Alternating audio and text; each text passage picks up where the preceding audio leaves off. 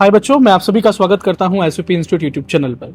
जब से एनटीए ने और हेल्थ मिनिस्ट्री ने रीनीट को लेकर बातें करना शुरू किया है और वहां पर एक पॉइंट बीच में ऐड कर दिया कि अब कंप्यूटर बेस्ड टेस्ट होने की संभावना है 2027 में, यानी नीट 27 सीबीटी मोड में होगा।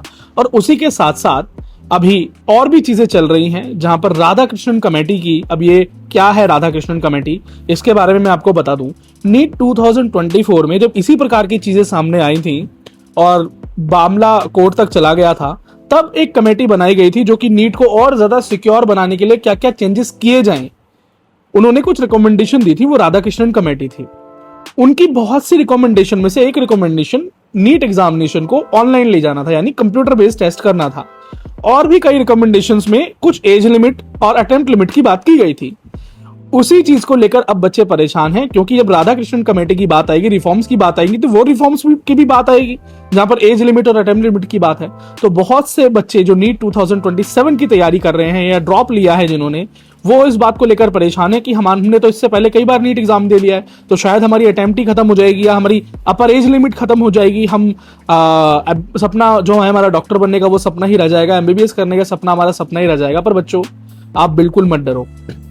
मैं आपको एक चीज बताऊं कि एनएमसी, नेशनल मेडिकल काउंसिल ने पहले भी एक बार एज लिमिट लगाई थी नीट पर और वो उन्हें हटानी पड़ी।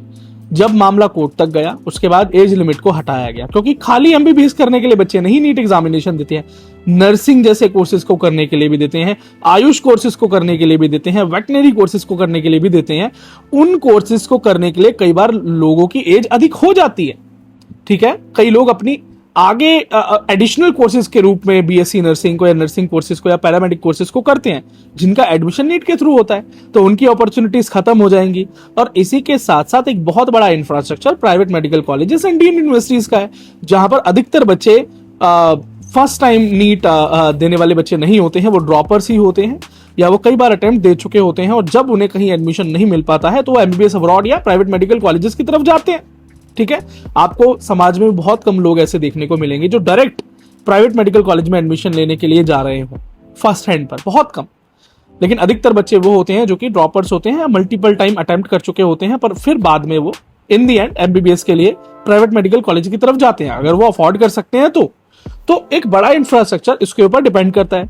दूसरा, कुछ और भी बातें जो कि हम यूट्यूब वीडियो पर मैं नहीं बता पाऊंगा आपको बच्चों, लेकिन आप चिंता ना करें। आज एज लिमिट और अटेम्प्ट लिमिट पिछली बार कोर्ट के द्वारा ही हटा दी गई थी, क्योंकि ये सूट ही नहीं करती और इससे बहुत से बच्चों का नुकसान भी है, एग्जैक्टली जैसे मैंने आपको बताया। तो आपके हाथ में एक चीज है बच्चों,